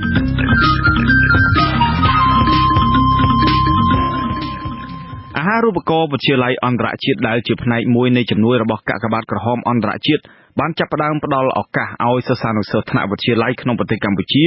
ដាក់ពាក្យប្រឡងដើម្បីបានទៅសិក្សានៅបរទេសសូមអញ្ជើញលោកអ្នកនាងស្ដាប់បទសម្ភាសន៍របស់ខ្ញុំបាទជាមួយលោកឆេងសុភ័ក្រលេខាធិការនៃគណៈកម្មាធិការជ្រើសរើសសិស្សសម្រាប់អាហារូបករណ៍នេះជម្រាបសួរលោកឆេងសុភ័ក្របាទជំរាបសួរលោកតើអាហារូបករណ៍នៃវិទ្យាល័យអន្តរជាតិដែលលោកជាគណៈកម្មាធិការជ្រើសរើសសិស្សនៅកម្ពុជាហ្នឹងតើមានចំណុចសំខាន់អ្វីខ្លះនៃអាហារូបករណ៍នោះបាទអាហារូបករណ៍នេះផ្ទាល់គឺវាមានចំណុចសំខាន់ជាច្រើនដែលបេក្ខជននិងបេក្ខនារីប្រទេសកម្ពុជាយើងភាគច្រើនគាត់បានស្វែងយល់ពីវាជាចម្បងខ្ញុំសូមលើកជូនថាអាហារូបករណ៍នេះគឺយើងផ្ដល់ជូនទូទៅគឺសិស្សនៅថ្នាក់វិទ្យាល័យហើយរាល់ឆ្នាំក្នុងការដាក់ពាក្យនេះគឺយើងមានអាយុកំណត់ដែលយើងផ្សាយនៅក្នុងសេចក្តីថ្លែងការណ៍ផងយើងហើយនឹងបទវិការ press release ដែលយើងបញ្ចេញជារៀងរាល់ឆ្នាំហ្នឹងអាហារូបករណ៍នេះគឺយើងផ្ដល់ជូនសិស្សវិទ្យាល័យឲ្យគាត់ទៅរៀននៅប្រទេសដែលយើងអាចចាត់ចែងជូនគាត់បានដែលនៅក្នុងនោះមានទាំងអស់ចំនួន15ប្រទេសតែមិនចាំបាច់ថាយើងអាចបានទាំង15ប្រទេសជារៀងរាល់ឆ្នាំនោះគឺគេឲ្យយើងពី2ទៅ4អាហារូបករណ៍ជារៀងរាល់ឆ្នាំអញ្ចឹងគឺយើងអាចបានពី2ទៅ4ប្រទេសដែរហើយសម្រាប់ឆ្នាំនេះផ្ទាល់គឺយើងជ្រើសរើសសិស្សទៅរៀននៅប្រទេស4គ្នាតែក្នុងនោះគឺមានអាហារូបករណ៍ពេញ2ហើយនិងអាហារូបករណ៍មិនពេញ2សម្រាប់អាហារូបករណ៍ពេញគឺយើងដល់ជូន 100% ទាំងថ្លៃចាយវាយការរៀនសូត្រវាអាហារូបករណ៍មិនពេញវិញគឺវាមានលក្ខខណ្ឌខុសគ្នាដូចជាសិស្សតម្រូវឲ្យគាត់ពេញលុយថ្លៃសម្បត្តិយន្តហោះហើយនឹងការរស់នៅខ្លួនឯងឬក៏ម្យ៉ាងទៀតគាត់ត្រូវបង់លុយចំនួន25ទៅ 50% ក្នុងថ្លៃសាលាហ្នឹងបាទតើអាហារូបករណ៍សម្រាប់ឆ្នាំនេះផ្ដល់ឲ្យសិស្សទៅរៀននៅប្រទេសណាខ្លះបាទហើយជ្រើសរើសសិស្សប្រមាណអ្នកដែរដើម្បីទៅរៀននៅបរទេសបាទឆ្នាំនេះគឺយើងផ្ដល់ជូនអាហារូបករណ៍4ទី1គឺទៅប្រទេសណ័រវេដែលជាប្រទេសដែលខ្ញុំទៅរៀនហើយទី2គឺជូនដល់សិស្សនៅសាលាសង្ហបុរីទី3គឺនៅប្រទេសឥណ្ឌានិងប្រទេសអ៊ីតាលីហើយរាល់ប្រទេសនីមួយៗគឺយើងជ្រើសរើសសិស្សម្នាក់តែជាអកុសលឆ្នាំនេះសម្រាប់ប្រទេសណ័រវេផ្ទាល់គឺយើងផ្ដល់អាទិភាពដល់សិស្សដែលទទួលរងគ្រោះថ្នាក់ដោយគាត់មីនអញ្ចឹងគឺអាហារូបករណ៍មួយហ្នឹងគឺយើងជាករណីពិសេសយើងមិនអាចបើកជាចំហជូនសាធារណជនបានទេបាទបាទតើទៅនឹងបញ្ហាអាហារូបករណ៍នេះដែរតើអាហារូបករណ៍នេះនឹងអាចផ្ដល់ជូនសិស្សពីអាយុប៉ុន្មានហើយពីវិទ្យាល័យណាខ្លះនៅប្រទេសកម្ពុជាបាទឆ្នាំនេះគឺយើងផ្ដល់ជូនសិស្សដែលគាត់មានថ្ងៃខែកម្មចំកំណើតជាក់លាក់គឺពីថ្ងៃទី31ខែកក្កដាឆ្នាំ1995ដល់ថ្ងៃទី1ខែសីហាឆ្នាំ1998នៅក្នុងកំឡុងឆ្នាំខែតាមកំណត់នេះសិស្សណាដែលគាត់មានអាយុនៅក្នុងកំឡុងពេលហ្នឹងគឺគាត់អាចដាក់ពាក្យបានហើយសម្រាប់សិស្សនៅក្នុងវិទ្យាល័យគឺយើងតម្រូវពីថ្នាក់ទី10ទៅថ្នាក់ទី12មិនថាគាត់ថ្នាក់ទី12ក្តីថ្នាក់ទី11ក្តីថ្នាក់ទី10ក្តីឲ្យតែគាត់មានអាយុនៅក្នុងកំឡុងពេលដែលអាយុដែលយើងជ្រើសរើសហ្នឹងគឺគាត់អាចមានសិទ្ធិដាក់ពាក្យបានសម្រាប់លក្ខណៈសម្បត្តិរបស់បេក្ខជនផ្ទាល់គឺយើងជ្រើសរើសបេក្ខជនណាដែលគាត់មានភាសាអង់គ្លេសហ្នឹងគឺគាត់អាចនិយាយនិងប្រើប្រាស់បានដូចជាការប្រើប្រាស់កុំព្យូទ័រជាដើមនិងមានកម្រិតសិក្សាល្អសម្រាប់គ្រប់មុខវិជ្ជាដូចជាគណិតវិទ្យាជាតិសាស្ត្រនិងភាសាខ្មែរជាងនេះទៅទៀតគឺយើងជ្រើសរើសបេក្ខជនឬក៏បេក្ខនារីណាដែលមានលក្ខណៈសម្បត្តិសមជាជនជាតិខ្មែរដែលស្គាល់អំពីអត្តសញ្ញាណជាតិហើយនិងវប្បធម៌ទូទៅផងដែរបាទអញ្ចឹងអ្នកដែលអាចដាក់ពាក្យទៅយកអាហារូបករណ៍នោះបានតើតើអ្នកនឹងចេះភាសាអង់គ្លេសចេះកុំព្យូទ័រហើយមានមុខវិជ្ជានៅតាមវិទ្យាល័យដែលយើងរៀនហ្នឹងគឺថាបាននិទេសល្អថែមទៀតមិនអញ្ចឹងហ៎បាទជាក់ស្ដែងគឺយើងតម្រូវឲ្យគាត់មានការសិក្សាល្អក្នុងការរៀននៅក្នុងសាលាផងហើយនិងក្រៅសាលាផងតែសម្រាប់ភាសាអង់គ្លេសផ្ទាល់ក៏ខ្ញុំអាចបញ្ជាក់បន្ថែមបន្តិចបន្តួចដែរថាវាមិនចាំបាច់ 100% ទេតែបើសិនជាភាសាអង់គ្លេសយើងមិនល្អដូចតែសិស្សដទៃយើងនឹងមានបញ្ហាក្នុងការរៀនសូត្រនៅទីនោះលោកឆេងសុភ័ក្រតើសិស្សដែលអាចជាប់អាហារូបករណ៍ទៅសិក្សានៅតាមបណ្ដាវិទ្យាល័យនៅបរទេសបានហ្នឹងតើពួកគេអាចរៀនរយៈពេលប្រហែលឆ្នាំទៅមុខដែរបាទចំពោះអាហារូបករណ៍ UWC នេះផ្ទាល់គឺសិស្សទទួលបានអាហារូបករណ៍តែ2ឆ្នាំទេគឺគាត់ទទួលរយៈពេល2ឆ្នាំក្នុងការសិក្សាផ្នែកIB Diploma ដែលបកប្រែជាភាសាខ្មែរមកថាបាក់ឌុបអន្តរជាតិ គឺគាត់រៀនថ្នាក់ទី11ថ្នាក់ទី12នៅទីនោះដើម្បីប្រកួតប្រជែងយកអាហារូបករណ៍បន្តទៀតទៅរៀននៅប្រទេសមហាអំណាចមួយចំនួនដូចជាសហរដ្ឋអាមេរិកប្រទេសអង់គ្លេសប្រទេសបារាំងឬក៏សហភាពអឺរ៉ុបជាដើមបាទតាមបទពិសោធន៍ខ្ញុំផ្ទាល់ដែលជាសិស្សច្បងគេហ្នឹងគឺ99%សិស្សដែលបានទៅរៀននៅ UWC ហ្នឹងគឺគាត់តែងតែទទួលបានអាហារូបករណ៍បន្តទៀតទៅរៀននៅសហរដ្ឋអាមេរិកអូស្ត្រាលីក្តីហើយនិងប្រទេសបារាំងក្តីបាទលោកជេងសុភ័ក្រចាប់តាំងពីឆ្នាំ2005មកអាហារូបករណ៍វិទ្យាល័យអន្តរជាតិនេះបានផ្ដល់ដល់សិស្សខ្មែរនឹងប្រហែលជាង50នាក់ទៅហើយតើលទ្ធផលនៃការសិក្សារបស់អ្នកទាំងនោះនឹងរហូតមកទល់ពេលនេះមានលទ្ធផលជាផ្លែផ្កាយ៉ាងណាដែរបាទបើតាមខ្ញុំដឹងពីសុខទុក្ខរបស់សិស្សយើងនីមួយៗហ្នឹងគឺមានចំនួន5នាក់ហើយដែលបានរៀនបញ្ចប់ថ្នាក់មហាវិទ្យាល័យបាទគាត់បានត្រឡប់មកស្រុកខ្មែរយើងវិញដើម្បីបន្តអាជីពជាអ្នកធ្វើការនៅក្នុងសង្គមយើងដើម្បីផ្ដល់ជាផលប្រយោជន៍ជូនប្រទេសកម្ពុជាយើងហើយនឹងមានម្នាក់ទៀតគាត់ទទួលតំណែងនៅក្រុមហ៊ុន Microsoft នៅឯទីក្រុង San Francisco បាទក្នុងនោះផងដែរក៏យើងមានសិស្សមួយចំនួនដែលគាត់ទទួលបាននៅឱកាសល្អមែនទែនដែលគាត់ធ្វើជាអ្នកស្រាវជ្រាវឲ្យសាលាល្បីៗមួយចំនួននៅសហរដ្ឋអាមេរិកដូចជា University of Minnesota និង Brown University ផងដែរបាទសម្រាប់សិស្សដែលនៅស្រុកខ្មែរនេះផ្ទាល់គឺគាត់ធ្វើខាងក្រុមហ៊ុន Microfinance ហើយនិងក្រុមហ៊ុន Open Data Organization ដែលហៅថា ODC បាទលោកជេងសុភ័ក្រតើអាហារូបករណ៍នេះបានទទួលការឧបត្ថម្ភពីខាងណាដែរបាទចំពោះសាលានីមួយៗគឺមានប្រភពនៃការឧបត្ថម្ភនៅលើអាហារូបករណ៍នេះគឺខុសៗគ្នាបាទទីហោជាក់ស្ដែងគឺសាលាដែលខ្ញុំបានទៅរៀននៅប្រទេសណ័រវេហ្នឹងគឺឈ្មោះពេញជា United World College Red Cross Nordic អញ្ចឹងគឺអាហារូបករណ៍ដែលពួកខ្ញុំបានពីច្រើននៅសាលានៅណ័រវេហ្នឹងគឺបានពីកាកបាទក្រហមអន្តរជាតិបាទម្យ៉ាងវិញទៀតអាហារូបករណ៍ដែលនៅសង្ហបុរីគឺមានការឧបត្ថម្ភពីមូលនិធិអាស៊ីអាគ្នេយ៍បាទព្រោះថាសាលាហ្នឹងគឺមានឈ្មោះពេញជា UWC Southeast of Asia បាទអញ្ចឹងបានន័យថាអាហារូបករណ៍នេះអត់មានពាក់ព័ន្ធជាមួយនឹងអាហារូបករណ៍ដែលត្រូវផ្ដល់ឲ្យទៅខាងរដ្ឋាភិបាលឬក៏ជាអាហារូបករណ៍ចេញមកពីខាងកាកបាទក្រហមរបស់ប្រទេសកម្ពុជាទេបាទក្នុងចំណុចនេះគឺអត់ទេបាទព្រោះដោយសារអាហារូបករណ៍នេះគឺជាលក្ខណៈឯកជនអញ្ចឹងហើយតលសាដែលបានអាហារូបករណ៍នេះគឺមានការជឿនជ្រែងអំពីប្រទេសដែលខ្លួនបានទៅរៀននៅផ្ទាល់តែម្ដងបាទគឺអត់មានអីទាក់ទងជាមួយនឹងរដ្ឋាភិបាលទេបាទប៉ុន្តែដោយថាខាងកាកបាទក្រហមប្រទេសកម្ពុជាតើគេមានពាក់ព័ន្ធនៅក្នុងការចេញឬក៏ការគ្រប់គ្រងអាហារូបករណ៍នឹងដែរទេតាំងពីខ្ញុំបានទៅរៀន2005រហូតដល់ឥឡូវគឺអត់ទាន់ដែលមានទំនាក់ទំនងអីជាមួយនឹងកាកបាទក្រហមប្រទេសកម្ពុជាទេលោកជេងសុភ័ក្រជាចុងក្រោយតើលោកមានអ្វីបន្ថែមដែរទេទាក់ទិនទៅនឹងអាហារូបករណ៍នេះបាទជាដំបូងគឺខ្ញុំចង់ផ្ដល់ព័ត៌មានទាំងអស់ជូនទៅដល់សិស្សានុសិស្សទូទាំងប្រទេសកម្ពុជាតែម្ដងទាំងអាណាព្យាបាលក្តីដែលបានទទួលព័ត៌មាននេះផ្ទាល់គឺសូមឲ្យលោកជួយជ្រោមជ្រែងកូនហើយនិងសិស្សានុសិស្សដែលគាត់មានក្តីស្រមៃចង់ទៅរៀននៅបរទេសជាពិសេសគឺអ្នកនៅខាងដាច់ស្រយាលហ្នឹងគឺគាត់អាចស្វែងរកពាក្យនឹងបានតាមគេហទំព័រ cambodiauwc.org គឺ cambodiauwc.org បាទគាត់នឹងអាចទាញយកពាក្យដើម្បីសុំអាហារូបករណ៍2ឆ្នាំនិង5ឆ្នាំបាទក្នុងនោះនឹងមានព័ត៌មានបន្ថែមជាច្រើនទៀតបាទបន្ថែមលើនេះទៅទៀតខ្ញុំសូមថ្លែងអំណរគុណទៅដល់វិទ្យុអេស៊ីសេរីដែលតែងតែជួយផ្សព្វផ្សាយនៅព័ត៌មានល្អៗដែលមានផលប្រយោជន៍ទៅដល់សង្គមខ្មែរយើងហើយនឹងសូមអរគុណទៅដល់អ្នកដែលបានជួយជ្រោមជ្រែងក្នុងអាហារូបករណ៍នេះតាំងពីចាប់ផ្ដើមរហូតមកដល់សប្តាហ៍ថ្ងៃនេះបាទសង្ឃឹមថាថ្ងៃមុខទៀតយើងនឹងទទួលជំនួយមួយចំនួនដើម្បីជួយគ្រប់គ្រងដល់សិស្សក្រីក្រដែលគាត់ធ្វើដំណើរមកទីក្រុងភ្នំពេញហ្នឹងដើម្បីគាត់មានលទ្ធភាពប្រឡងដោយសិស្សគេឯងដែរបាទសូមអរគុណបាទសូមអរគុណច្រើនលោកជេងសុភ័ក្រដែលបានចំណាយពេលជាមួយនឹងវិទ្យុអាស៊ីសេរីបាទសូមអរគុណច្រើនលោកតាសាបាទបាទលោកអ្នកនាងទើបបានស្ដាប់បទសម្ភាសន៍របស់ខ្ញុំបាទជាមួយលោកឆេងសុភ័ក្រលេខាធិការនៃគណៈកម្មាធិការជ្រើសរើសសិស្សសម្រាប់អាហារូបករណ៍វិទ្យាល័យអន្តរជាតិ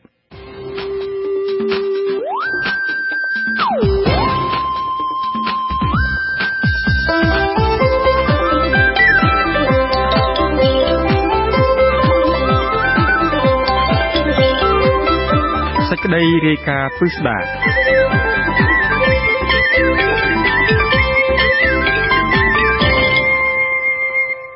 ពលរដ្ឋពេញវ័យបានធ្វើចំណាកស្រុកទៅរកការងារធ្វើនៅក្រៅប្រទេសទាំងស្របច្បាប់និងខុសច្បាប់កាន់តែមានចំនួនច្រើនឡើងបើទោះបីជាគេដឹងថាពួកគេអាចប្រឈមមុខនឹងបញ្ហាមួយចំនួនក៏ដោយតើមានមធ្យោបាយយ៉ាងណាដើម្បីទប់ស្កាត់ពលរដ្ឋខ្មែរមិនឲ្យធ្វើចំណាកស្រុកទៅរកការងារធ្វើនៅបរទេសដែរឬទេលោកហងសាវយុទ្ធមានសេចក្តីរាយការណ៍ពិស្ដាព័ត៌មាននេះខេត្តរតនមានជ័យគឺជាខេត្តមួយដែលមានស្រុកចំនួន5ស្ថិតនៅជាប់ព្រំដែនគ្នាជាមួយប្រទេសថៃ ពេលបច្ចុប្បន្នប្រជាពលរដ្ឋខ្មែរជាច្រើនកំពុងនាំគ្នាចាកចេញពីភូមិកំណើតហើយឆ្លងដែនទៅក្នុងប្រទេសថៃដើម្បីធ្វើការនិងស្វែងរកកម្រៃចិញ្ចឹមជីវិត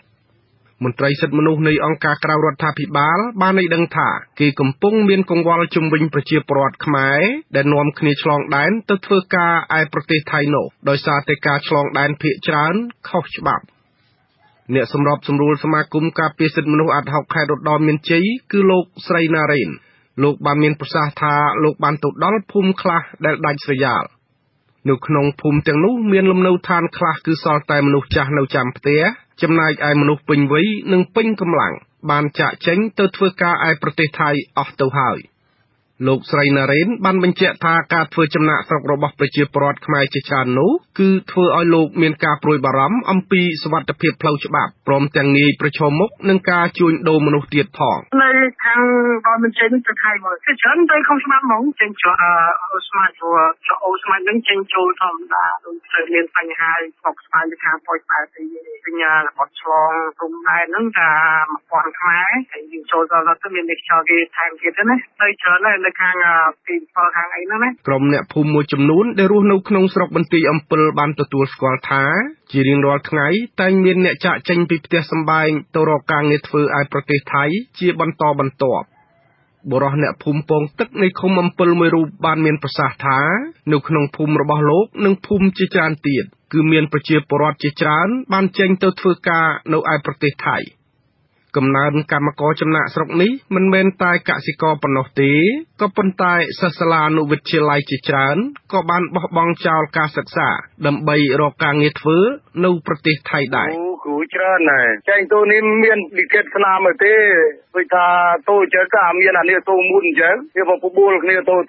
ណានិយាយទៅក្នុងស្រុកប្រទេសពើនេះវា5ឃុំនេះចាប់ពីគូកពស់គូមូនបេងឃុំ7បើសរុបតាមឃុំមួយវាច្រើនណាស់តូខុសច្បាប់ខុសទំនើបអញ្ចឹងវាខ្លាយដែរណាការងារដែលត្រូវធ្វើនោះទៅរើសដំឡងដកដំឡងបេះផ្លែឈើកម្មពងការងារសំណង់គួនសើអាជ្ញាធរមូលដ្ឋានទទួលស្គាល់ថាពេលបច្ចុប្បន្នគឺមានប្រជាពលរដ្ឋនាំគ្នាទៅធ្វើការនៅឯប្រទេសថៃមែនក៏ប៉ុន្តែគេមិនដែលសរុបស្ថិតិថាមានចំនួនប៉ុន្មានអ្នកច្បាស់លាស់ទេប្រធានសាខាកាកបាទក្រហមខេត្តឧត្តរមានជ័យលោកសសិហៀងបានមានប្រសាសន៍ថានៅតាមភូមិខ្លះគឺប្រជាពលរដ្ឋខ្មែរបានចាកចេញចោលផ្ទះសម្បែងទៅធ្វើការឯប្រទេសថៃមន្ត្រីដដែលបានបញ្ជាក់ថាការចំណាក់ស្រុកទាំងនោះគឺដោយសារតែក្រុមអ្នកភូមិមើលឃើញតគ្នាអំពីឱកាសនៃការរកប្រាក់បានច្រើនព្រោះអ្នកដែលទៅមុននោះមកវិញរីកចម្រើនណាវាហៅទៅមុនអត់មានស្អីប្រើប្រាស់ទេមកវិញគឺបានគួរយន់មកថាទៅមួយឆ្នាំពីរឆ្នាំមកវិញធ្វើបានស្ទះហើយចិត្តមកទៅកាត់អូសទាញក្រុមគ្រួសារកាត់សាច់ញាតិបងប្អូនកាត់ទៅច្រើនទៅចង្កោទៅបដៃក្រោយមកយកប្រពន្ធយកកូនទៅទៀតគាត់នៅនោះវារបបវិជាអត់ដូចថាយើងនៅនេះរោបានធ្វើកន្លែងសំណល់មួយទៅអស់មួយទៅតែបានរោបានមួយទៀតចាយអានេះអស់បាត់ហើយបើទៅនោះក្រុមអង្គការសិទ្ធិមនុស្សក្រៅរដ្ឋាភិបាលជាច្រើនបានអះអាងថាគេតែងព្រួយបារម្ភចំពោះប្រជាពលរដ្ឋដែលចំណាក់ស្រុកទៅធ្វើការក្រៅប្រទេសនោះគឺងាយប្រឈមមុខនឹងអំពើជួញដូរមនុស្សជាញឹកញាប់មន្ត្រីឃ្លាំមើលសិទ្ធិមនុស្សរបស់អង្គការលីកាដូលោកសែនចៅសុកបានមានប្រសាសន៍ថាការចំណាក់ស្រុកទៅធ្វើការនៅប្រទេសថៃនិងម៉ាឡេស៊ីជាដើមគឺជារឿងប្រថុយខ្លាំងណាស់សម្រាប់ពលករបើទោះបីជាពួកគេឆ្លងដែនស្របច្បាប់ឬក៏ខុសច្បាប់ក៏ដោយ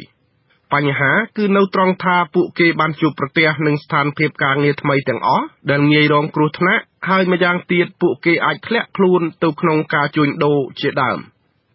លោកសែនចៅសុកបានបញ្ជាក់ថាអង្គការលីកាដូ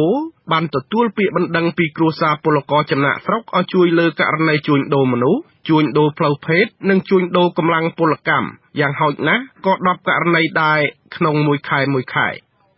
បញ្ហាប្រជាពលរដ្ឋចំណាក់ស្រុកទៅធ្វើការនៅក្រៅប្រទេសមិនមែនកើតមានតែនៅខេត្តឧត្តរមានជ័យទេគឺវាមានស្ថានភាពប្រហាក់ប្រហែលគ្នានៅក្នុងបណ្ដាខេត្តជាច្រើនទៀតអ្នកវិភាគបញ្ហាសង្គមបានមើលឃើញថាបច្ចុប្បន្នដោយសារតែកង្វះការងារក្នុងស្រុកបញ្ហាប្រែប្រួលអាកាសធាតុការជំពាក់បំណុលនិងគ្មានដីធ្វើកសិកម្មគ្រប់គ្រាន់ជាដើមហេតុនាំឲ្យប្រជាពលរដ្ឋខ្មែរមិនអាចជៀសផុតពីការចាកចោលស្រុកដើម្បីធ្វើការនៅឯបរទេសបានទេ អ្នកវិភាគឯករាជ្យលោកបណ្ឌិតកែមលីបានមានប្រសាសន៍ថាមានបញ្ហាជាច្រើនចំណុចដែលនាំឲ្យប្រជាពលរដ្ឋខ្មែរបង្ខំចិត្តចាកចេញទៅធ្វើការនៅក្រៅប្រទេស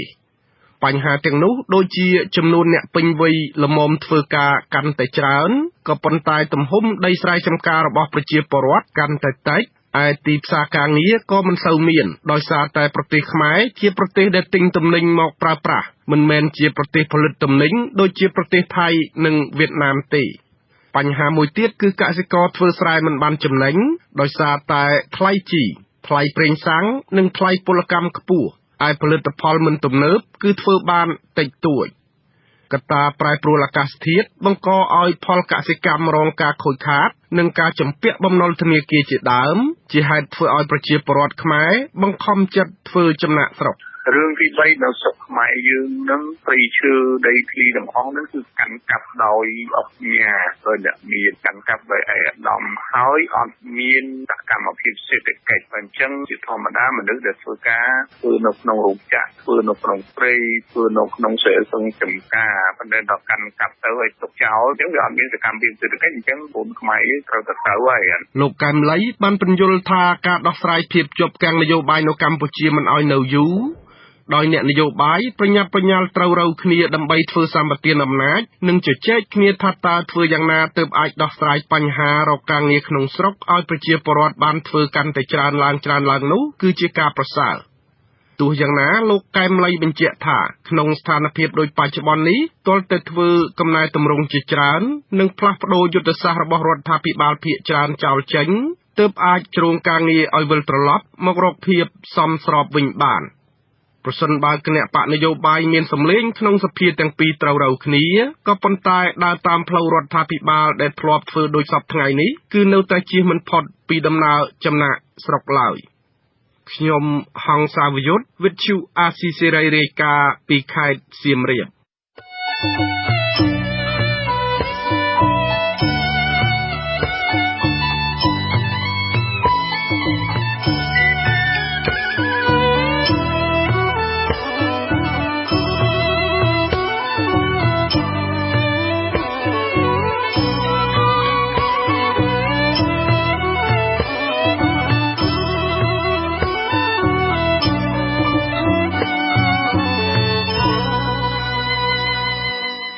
កម្ពុជាវាសឹងคล้ายទៅជាប្រពៃណីទៅហើយដែលមន្ត្រីរាជការសាធារណៈមួយចំនួនបានភ្លេចខ្លួនឯងថាជាមន្ត្រីសាធារណៈបម្រើប្រយោជន៍ប្រជាពលរដ្ឋគ្រប់និន្នាការនយោបាយក៏ប៉ុន្តែអ្វីដែលគេមើលឃើញគ្រប់គ្នានោះគឺពួកគាត់ភាគច្រើនធ្វើការបម្រើគណៈបកកណ្ដាលអំណាចនិងលើកតម្កើងមេដឹកនាំពិសេសគឺលោកនាយករដ្ឋមន្ត្រីហ៊ុនសែនហើយធ្វើទុកទោសដល់ប្រជាពលរដ្ឋដែលមិនគាំទ្រគណៈបកប្រជាជនកម្ពុជាទៅវិញពួកគេមិនហ៊ានរិះគន់ឬមិនហ៊ាននិយាយប្រឆាំងនោះឡើយពេលខ្លះពួកគាត់បានអនុវត្តផែនការមួយចំនួនលើសពីច្បាប់ដើម្បីផ្គប់ចិត្តចវាយនេះរបស់ខ្លួនតើកត្តាអ្វីខ្លះដែលធ្វើឲ្យមន្ត្រីរាជការទាំងនោះមិនអនុវត្តតួនាទីបម្រើរាជរបស់ខ្លួនតែបែរទៅជាបម្រើបុគ្គលនិងលើកតម្កើងលោកនាយករដ្ឋមន្ត្រីហ៊ុនសែនទៅវិញលោកទីនហ្សាការីយ៉ាមានបទវិភាគអំពីរឿងនេះមន្ត្រីរដ្ឋាភិបាលបានអនុវត្តការងារលើសពីបញ្ជាថ្នាក់លើទោះបីជាការអនុវត្តការងារនោះខុសច្បាប់ឬត្រូវច្បាប់ក៏ដោយសំខាន់ឲ្យតែថ្នាក់លើរបស់ពួកគាត់ពេញចិត្តក៏ប៉ុន្តែការអនុវត្តបែបនេះធ្វើឲ្យប៉ះពាល់ដល់សង្គមនិងសិទ្ធិមនុស្សជាដើមនៅខណៈដែលស្ថានភាពនយោបាយកំពុងជាប់គាំងក្រោយការបោះឆ្នោតថ្ងៃទី28កក្កដាឆ្នាំ2013មកនោះសន្ទុះបាតកម្មតាក់ទងនឹងរឿងនយោបាយក្រុមកម្មករនិងសហគមន៍រងគ្រោះដីធ្លីក៏បានផ្ទុះឡើងព្រមគ្នាដែរការធ្វើបាតកម្មជាញឹកញាប់ត្រូវបានបង្ក្រាបពីអាជ្ញាធររដ្ឋាភិបាលរហូតដល់ផ្ទុះហិង្សានិងបាញ់សម្លាប់ជាដើមក៏ប៉ុន្តែខាងក្រសួងមហាផ្ទៃតែងតែបដិសេធជាបន្តបន្ទាប់ថាគោលការណ៍ថ្នាក់លើមិនបានបង្គាប់ឲ្យអាជ្ញាធរប្រើហិង្សានោះទេហើយការបាញ់បង្ក្រាបនោះគឺជាការបាញ់ការពារខ្លួនឬក៏ជនទី3ជាអ្នកបាញ់ទៅវិញជាងនេះទៅទៀតមន្ត្រីជាន់ខ្ពស់រដ្ឋាភិបាលឯកបកឬលោកនាយករដ្ឋមន្ត្រីហ៊ុនសែនបានបង្ហាញពីការមិនគាំទ្រសកម្មភាពរបស់គណៈបកប្រឆាំងធ្វើបាតកម្មនេះទេទន្ទឹមនឹងនេះមន្ត្រីរដ្ឋាភិបាលមួយចំនួនដើម្បីរក្សាតួនាទីនិងអ្នកអត្ថាធិប្បាយតាមទូរទស្សន៍ដែលគាំទ្ររដ្ឋាភិបាលនោះបានថ្កោលទោសចំពោះក្រុមបាតកោបើទោះបីជាឃើញសកម្មភាពបាញ់សម្លាប់ក្តីក៏ពួកគាត់មិនចាត់ទុកថាជាទង្វើខុសច្បាប់និងរំលោភសិទ្ធិមនុស្សនោះទេបញ្ហាសំខាន់នៅត្រង់ថាការប្រកាសថ្កោលទោសក្រុមបាតកោនោះគឺដើម្បីធ្វើបំពេញចិត្តនិងផ្គាប់ចិត្តមេដឹកនាំរបស់ខ្លួននៅខណៈដែលសហគមន៍ជាតិនិងអន្តរជាតិកំពុងចោទប្រកាន់ថា ការបោះឆ្នោតជាតិកន្លងទៅមិនប្រព្រឹត្តទៅដោយត្រឹមត្រូវនិងយុត្តិធម៌ហើយគណៈបកប្រឆាំងបានប្រកាសបដិសេធមិនទទួលស្គាល់លទ្ធផលឆ្នោតផងនោះលើសពីនេះទៀតចំពោះអ្នកធ្វើការអត្ថាធិប្បាយនៅតាមកញ្ចក់ទូរទស្សន៍មួយចំនួនទោះជាមិនមានទូរនីតិនៅក្នុងជួររដ្ឋាភិបាលក្តីក៏ប៉ុន្តែពួកគាត់មួយចំនួននោះបានដើរតួមិនខុសពីអ្នកនយោបាយនោះដែរគឺពួកគាត់បានធ្វើអត្ថាធិប្បាយអំពីរឿងនយោបាយឬស្ដីបន្ទោសមេដឹកនាំគណៈបកប្រឆាំងអំពីការដឹកនាំរបស់គណៈបកនេះនិងខ្លះទៀតខំប្រឹងបកស្រាយរដ្ឋធម្មនុញ្ញនិងព្យាយាមពន្យល់ប្រជាពលរដ្ឋថារដ្ឋាភិបាលអាណត្តិទី5នេះបានគោរពរដ្ឋធម្មនុញ្ញរីឯគណៈបកប្រឆាំងមិនគោរពរដ្ឋធម្មនុញ្ញឡើយមនោគមវិជ្ជាដ៏ជ្រាលជ្រៅរបស់លោកហ៊ុនសែនបានចូលជ្រួតជ្រាបដល់មន្ត្រីថ្នាក់ក្រោមរបស់ខ្លួនរាល់សកម្មភាពរបស់លោកទាំងអស់តាមមើលទៅហាក់គ្មានកំហុសដោយសារមន្ត្រីថ្នាក់ក្រោមតែងតែលើកសរសើរអំពីស្នាដៃរបស់លោកឥតឈប់ឈររហូតដល់ហ៊ានរាយការណ៍កុហកទៀតក៏មានដើម្បីបំពេញចិត្តលោកនាយរដ្ឋមន្ត្រីដូចជាកាលពីមុនបោះឆ្នោតមន្ត្រីក្រមបង្គាប់ខ្លះបានរាយការណ៍ប្រាប់ថាប្រជាពលរដ្ឋគាំទ្រគណៈបកប្រជាជនកម្ពុជាឬគាំទ្រលោកហ៊ុនសែនមានសន្ទុះច្រើនដដែលក៏ប៉ុន្តែនៅក្រៅលទ្ធផលបោះឆ្នោតទើបលោកហ៊ុនសែននឹកស្មានមិនដល់ដែលគណៈបកប្រជាជនកម្ពុជារបស់លោកបានថយចុះសម្លេងឆ្នោតជាង20អាសនៈនោះក្រៅពីនេះនរណាក៏ដឹងដែរថាលោកហ៊ុនសែនមានឥទ្ធិពលគ្របដណ្ដប់លើស្ថាប័នរដ្ឋទាំងអស់មិនថាស្ថាប័ននីតិបញ្ញត្តិនីតិប្រតិបត្តិនិងតុលាការកាលពីឆ្នាំ2012លោកហ៊ុនសែនមានប្រសាសន៍ថាអ្នកស្រីយ៉ងបុប្ផាជាអ្នកប្រើអំពើហិង្សាទៅលើគេទោះបីជាអ្នកស្រីមានភស្តុតាងបញ្ជាក់ថាមិនមែននិងក្រុមមន្ត្រីសិទ្ធិមនុស្សទាមទារឲ្យដោះលែងអ្នកស្រីក៏ដោយនៅទីបំផុតតុលាការកាត់ទោសឲ្យអ្នកស្រីជាប់គុកជាង2ឆ្នាំតែក្រោយមកតុលាការកំពូលដោះលែងអ្នកស្រីវិញជាដើមករណីលោកសំរងស៊ីឬមង្គលលំរុយព្រំដែនវិញក៏មិនខុសគ្នាដែរមានប្រជាពលរដ្ឋមួយចំនួនអះអាងថាវៀតណាមបានបោះបង្គោលចូលមកលើដីស្រែរបស់ប្រជាពលរដ្ឋនៅខេត្តស្វាយរៀងតែនៅពេលរដ្ឋាភិបាលប្តឹងលោកសំរងស៊ីតុលាការក៏កាត់ទោសឲ្យលោកសំរងស៊ីជាប់គុកជាង10ឆ្នាំនៅមុនបោះឆ្នោតជាតិលោកហ៊ុនសែនបានសម្ដែងជាតួចិត្តល្អសុំទៅព្រះមហាក្សត្រលើកលែងទោសឲ្យលោកសំរងស៊ីឲ្យវិលចូលមាតុប្រទេសវិញទាក់ទងនឹងបញ្ហានេះលោកនាយករដ្ឋមន្ត្រីហ៊ុនសែនបានរំលឹកពីបញ្ហាដែលលោកបានសុំព្រះរាជប្រទានទោសដល់ព្រះមហាក្សត្រជន់លោកសំរងស៊ីជាប្រធានគណៈបក្សសង្គ្រោះជាតិនៅខណៈដែលលោកកំពុងកាន់ទុក្ខឪពុករបស់លោកបានទទួលមរណភាពនោះអាយដាមសំរងស៊ី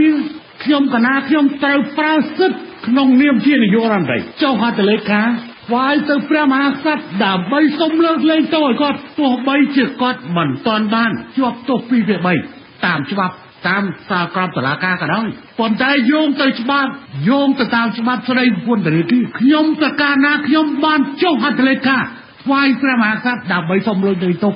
មនុស្សមួយចំនួនអាចឃើញបានខ្ញុំកណាខ្ញុំកំពុងយំនៅឡើយទេព្រោះឪពុករបស់ខ្ញុំកណាខ្ញុំទើបនឹងចូលមរណភាពមិនទាន់បញ្ចូលគាត់ទៅក្នុងមឈូសផងទោះជាយ៉ាងណាក៏ដោយការចាត់ការរបស់តុលាការនេះមានសំណួរជាច្រើនបានចោទសួរថាតើតុលាការចាត់ការលើសំណុំរឿងទាំងនេះដើម្បីបំពេញចិត្តមេដឹកនាំឬមន្ត្រីតុលាការខ្លាចការដកតួនាទីពីចៅហ្វាយនីរបស់ខ្លួននៅដំណាក់កាលចុងក្រោយនេះនៅពេលស្ថានភាពនយោបាយកំពុងជាប់គាំងមន្ត្រីរដ្ឋាភិបាលហាក់បីដូចជាអនុវត្តកិច្ចការមួយចំនួនរបស់ថ្នាក់លើជាងអនុវត្តច្បាប់ទៅទៀតដូចជាពេលគណៈបក្សសង្គ្រោះជាតិបានដឹកនាំធ្វើបាតកម្មជាបន្តបន្ទាប់នោះលោកហ៊ុនសែនបានប្រកាសព្រមានថាការបន្តធ្វើបាតកម្មប្រយ័ត្នបាត់ដៃទី3ជាដើមប៉ុន្មានថ្ងៃបន្ទាប់ក៏មានការបង្ក្រាបកម្មករនិងបាតកររបស់គណៈបក្សសង្គ្រោះជាតិរហូតដល់មានការបាញ់សម្លាប់កម្មករនិងប្រជាពលរដ្ឋឡាការផ្ទុះអំពើហិង្សាធ្វើឲ្យមានមនុស្សស្លាប់នេះរដ្ឋាភិបាលមិនបានរកឃើញឃាតករទេហើយថាមានជនទី3ជាអ្នកបាញ់សម្លាប់និងផ្សេងទៀតមួយចំនួនទៀតលោកហ៊ុនសែនបានប្រកាសថាគណៈបកប្រជាជនកម្ពុជាក៏មានអ្នកគាំទ្រដើម្បីធ្វើបាតកម្មប្រឆាំងគណៈបកសង្គ្រោះជាតិវិញដែរនៅថ្ងៃទី26មករាស្រាប់តែមានបាតកម្មដែលរៀបចំដោយគណៈបកប្រជាជនកម្ពុជានៅខេត្តកំពង់ចាមបានធ្វើបាតកម្មប្រឆាំងការជួបជុំគ្នារបស់គណៈបកសង្គ្រោះជាតិនៅទីស្នាក់ការគណៈបកនេះនៅទីរួមខេត្តនៅក្នុងសម័យខ្មែរក្រហមបានពង្វក់អ្នកនៅថ្នាក់ក្រោមរបស់ខ្លួនឲ្យសម្លាប់អ្នកដែលហ៊ានតវ៉ានិងអ្នកចេះដឹងដែលគេលាបពណ៌ថាជាខ្មាំងការលាបពណ៌នៅក្នុងសម័យខ្មែរក្រហមត្រូវបានខ្មែរក្រហមសម្លាប់ជនស្លូតត្រង់អស់រាប់លាននាក់កម្មាភិបាលថ្នាក់ក្រោមបានអនុវត្តបញ្ជាថ្នាក់លើហួសពីការកំណត់ទៅទៀតក៏ប៉ុន្តែនៅសម័យនោះកម្មាភិបាលឬមេកងហាក់បីដូចជាមានមោទនភាពនៅពេលសម្លាប់ជនស្លូតត្រង់ដែលគេចាត់ទុកថាជាខ្មាំងនោះដោយពួកគាត់មិនបានពិចារណាថាការសម្លាប់នោះត្រូវជាបងប្អូនសាច់ញាតិឬជាតិសាសន៍ដូចគ្នានោះឡើយដោយឡែកនៅក្នុងសម័យកាលនេះវិញការបង្ក្រាបរបស់សមត្ថកិច្ចទៅលើកម្មករ ពួកគាត់ហាក់បីដូចជាមិនបានគិតថាតើកម្មករឬក្រុមបាតកោរបស់គណៈបកសង្គ្រោះជាតិបានប្រើប្រាស់សិទ្ធិរបស់ខ្លួនទាមទារយុត្តិធម៌ឬទាមទារប្រាក់ឈ្នួលរស់នៅសមរម្យនោះទេសំខាន់គឺការអនុវត្តទៅតាមបញ្ជារបស់មេជារឿងសំខាន់បំផុតដែលគេចាត់ទុកថាក្រុមបាតកោជាអ្នកបង្កអសន្តិសុខសង្គមទោះបីជាត្រូវប្រើអំពើហិង្សាឬបាញ់សម្លាប់ម្យ៉ាងទៀតចំពោះមន្ត្រីជាន់ខ្ពស់រដ្ឋាភិបាលក៏ដូច្នោះដែរ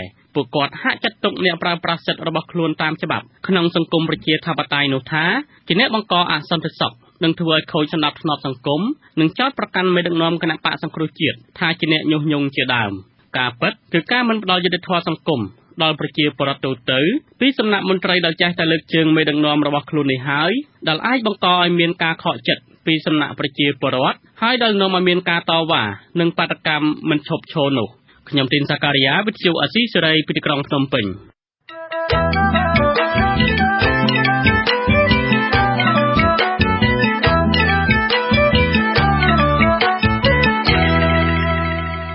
ជាបន្តទៅទៀតនេះខ្ញុំបាទតាំងសារ៉ាដាសូមជូនព័ត៌មានបញ្ចប់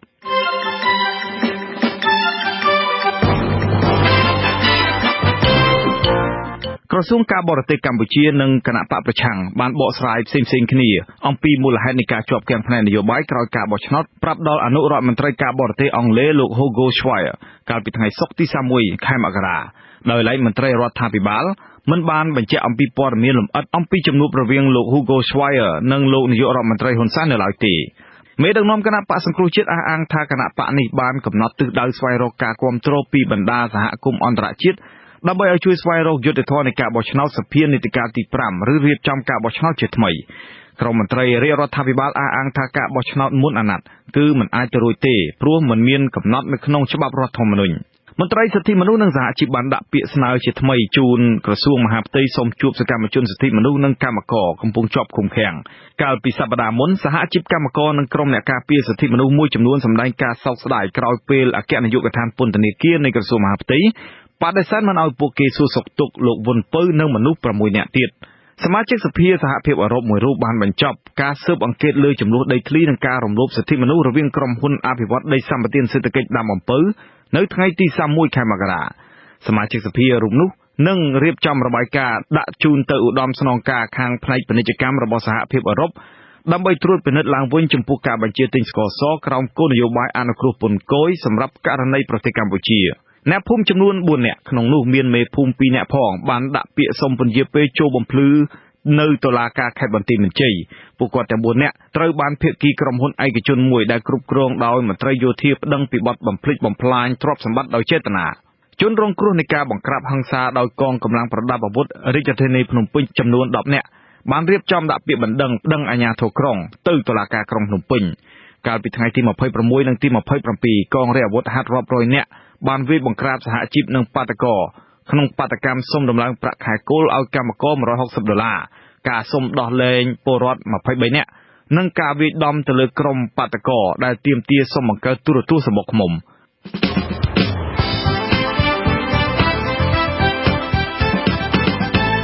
លោកអ្នកនាងជាទីមេត្រីកម្មវិធីផ្សាយរយៈពេល1ម៉ោងរបស់វិទ្យុអាស៊ីសេរីសម្រាប់ពេលនេះចប់តែប៉ុណ្ណេះខ្ញុំបាទតាំងសារ៉ាដាព្រមទាំងក្រុមការងារទាំងអស់នៃវិទ្យុអាស៊ីសេរីសូមអរគុណនិងសូមជម្រាបលា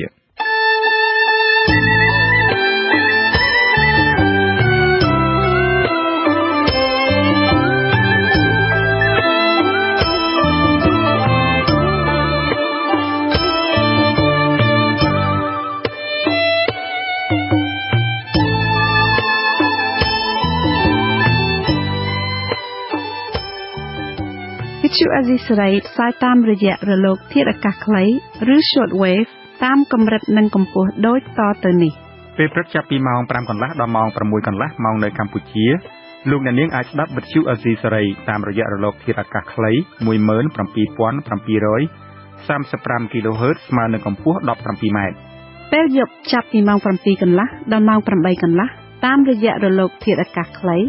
11850 kHz ស្មើនឹងកម្ពស់ 25 ម៉ែត្រលោកអ្នកនាងក៏អាចស្ដាប់ការផ្សាយផ្ទាល់របស់វិទ្យុអាស៊ីសេរីដោយចូលទៅកាន់គេហទំព័រ www.rfa.org/ ខ្មែរនិងស្ដាប់តាមការផ្សាយបន្តរបស់វិទ្យុ FM មួយចំនួនដូចតទៅ